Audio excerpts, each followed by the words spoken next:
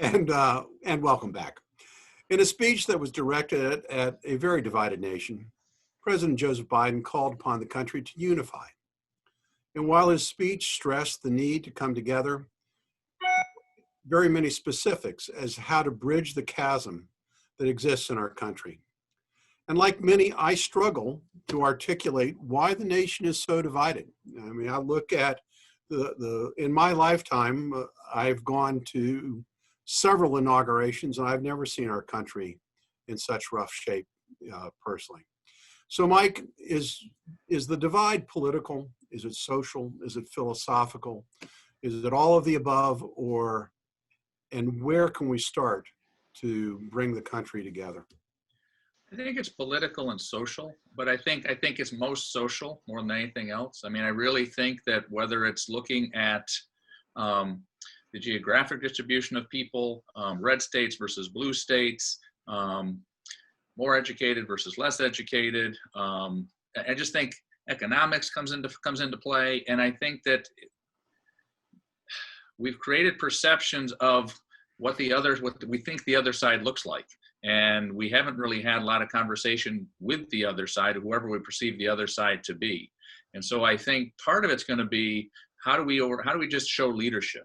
I've been really pleased at some of the signs over the last couple of days. Quite honestly, just the fact that before the inauguration, President Biden went to church and had a bipartisan group of congressional leaders who joined him there. The fact that we were in a church and there was a shared mission that they were there together. I think we need to have more and more examples like that of people talking to each other and engaging. And I don't think that's going to break the logjam right away out in the rest of society. But I think if people can at least begin to model that behavior, it gives us something to look for.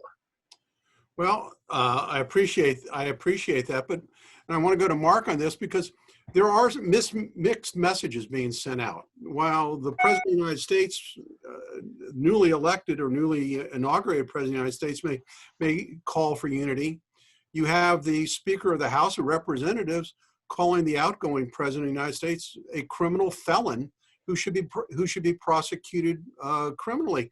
And in addition to that, we have independent organizations deplatforming former President Trump and other conservatives on social media.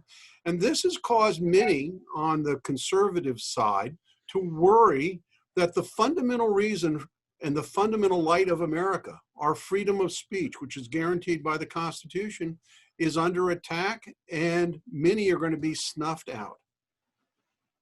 Well, I think that it is a fear.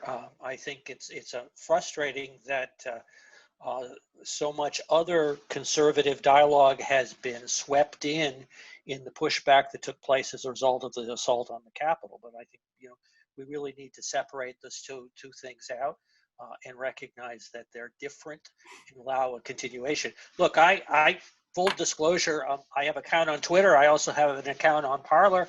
I'm not on Parler these days because it got shut down by Amazon, and it was shut down by Amazon because they didn't do screening. Well, I think sometimes there's a room for having a space in which dialogue can take place where there's not screening, and that's really an inappropriate requirement to be had. Well, I will tell you what worries me, and I look at this, and I'm a Republican. I'm a conservative.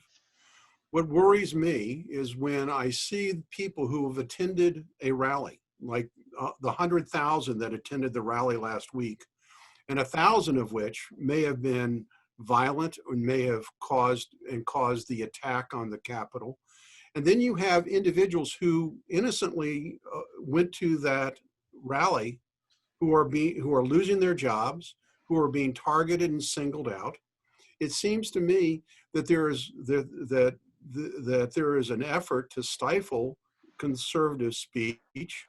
And there was no effort last summer when you saw the rioters going on across the country, as well as last night on the Democratic and left side. That causes great concern. I think one of the challenges is, and we've got to figure out how to address this is, and I agree, that we have to have a place where there can be conservative speech, liberal speech, everything in between. But the falsehoods that were out there, when 70% of a certain party believes that there was fraud in an election, when there was nothing to indicate that, there were 63 court cases that were tried. Not to say there aren't anomalies in virtually every election, because there are, and we've talked about that before, but we've got to be able to there's a difference between being able to have speech that relates to philosophy and thought and speech that is falsehoods and inaccurate. And how do we ferret that out? Because I think that's the challenge, and that's a hard one to figure out. How do we sift between those 2 points? I'm going to let Mark answer this, but the question is, that's very a great point. That's well taken. There was a lot of falsehood surrounding the post-election arguments as to election integrity. But conversely, there were 4 years of charges that the President of the United States, Donald Trump, was a Russian agent.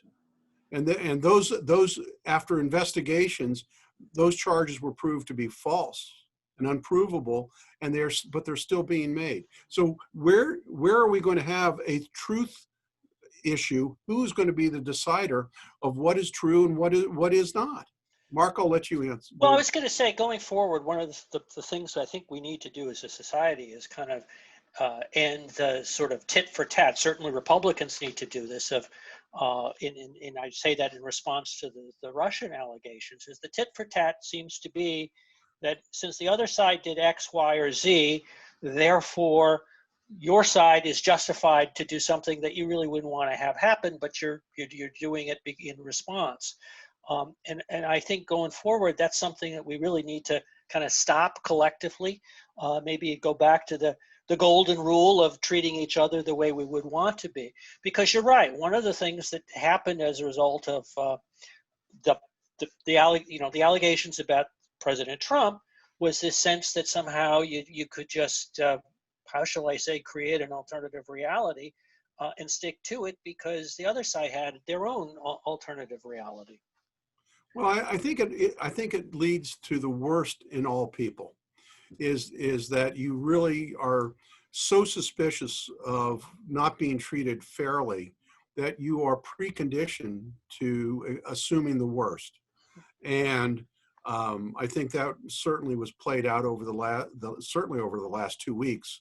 I mean, I was so dismayed and upset about what occurred at the Capitol. I mean, I worked at the Capitol.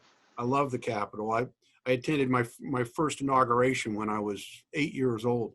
So I mean, the idea that we would have people breaking into the Capitol was just a terrible, terrible thing.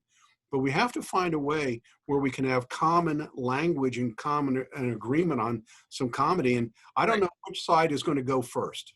And hopefully there will be a signal from the President Biden, that he really truly does want unity in the country.